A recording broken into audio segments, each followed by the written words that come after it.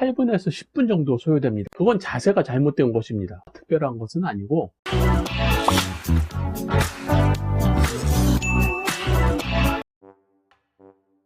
안녕하세요. 대한민국 스키터 아놀드입니다. 최근 매주 일요일에 올리는 스키에 대한 개인적인 소견이나 투어 관련 안내를 하는 영상에 많은 구독자분들이 도움이 되셨다는 말씀을 남겨주셨습니다. 그리고 비슷한 형식으로 다양한 정보를 소개해달라는 요청이 있었습니다. 그래서 몇 곡지 더 간단하게 생각을 공유할 수 있도록 영상을 제작해 보겠습니다. 오늘은 스키를 좋아하는 단계를 넘어서 찐 스키 마니아로 변신하는 방법에 대해 말씀드릴까 합니다. 지난번에도 말씀드린 것처럼 이 영상도 다분히 개인적인 견해이니 비판적인 시각으로 바라보실 생각이시라면 여기서 시청을 중단해 주시기 바랍니다. 영상을 삐딱하게 바라보신 분이 별다른 생각 없이 남기는 악플 등은 내가 왜 이런 소리 듣지? 유튜버 그만둘까? 등등 저같이 심성이 여린 유튜버에게는 마음에 큰 상처를 남깁니다. 가끔은 속상해서 문성이를 안고 잉잉잉 울 때도 있습니다. 그래도 응원해 주시는 분들이 훨씬 많기 때문에 다시 힘을 내서 영상을 제작합니다. 본론으로 들어가겠습니다. 찐 스키 마니아가 되기 위한 구체적인 실천 방법은 스키 지구력 증진을 바탕으로 해서 7가지를 말씀드리겠습니다.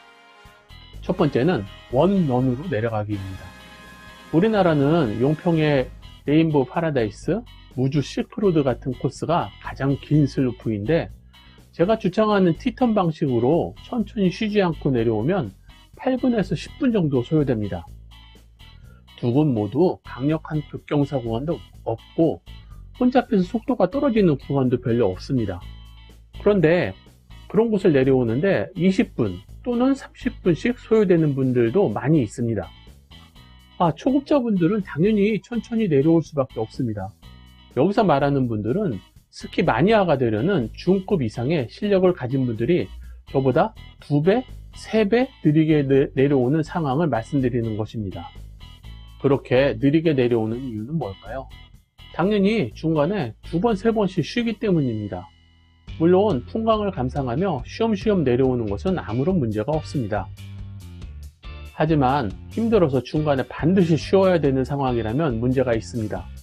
즉 최소 10분 이상 멈추지 않고 달릴 수 있는 안정적인 스키 자세의 유지가 필요한데 그것을 못하고 있다는 것이 핵심입니다.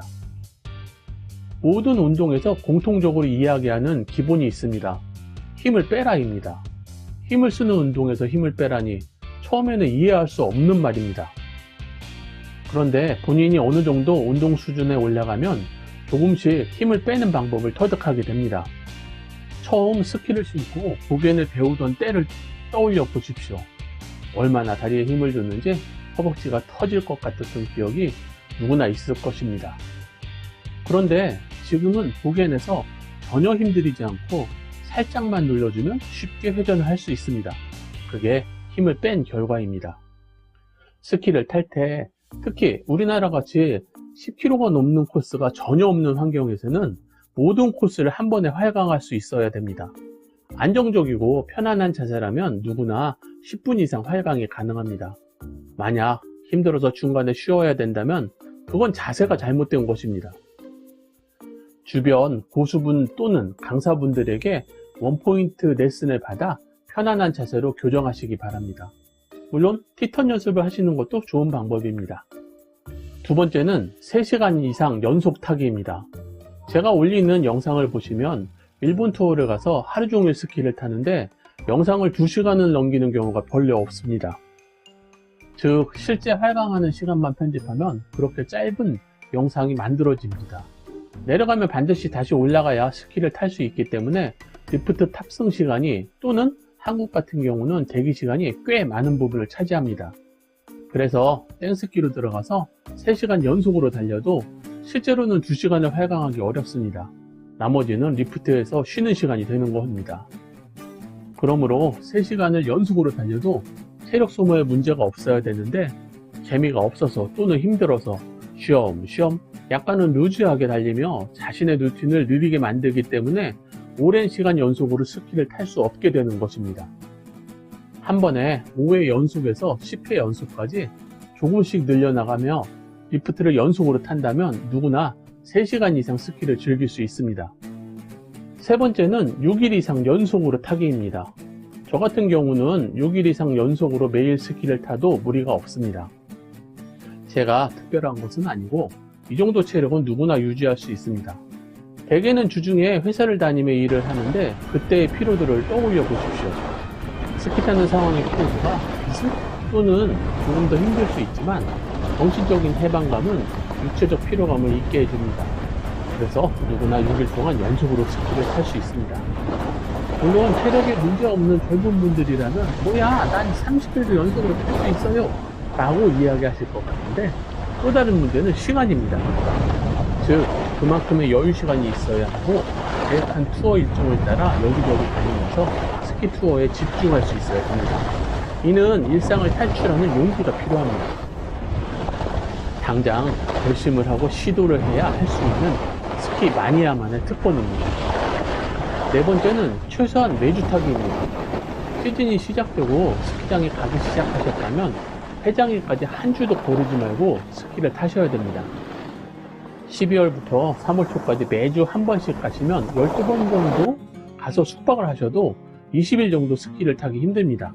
그런데 한 주를 빼먹는다면 스키 횟수가 문제가 아니라 새롭게 배우고 연습하던 스키 기술이 다시 리셋되는 안타까운 상황이 반복됩니다. 신체 운동은 연속적으로 지속되어야 기술 수준을 유지 또는 발전시킬 수 있습니다. 운동선수들에게 이런 격언이 있습니다.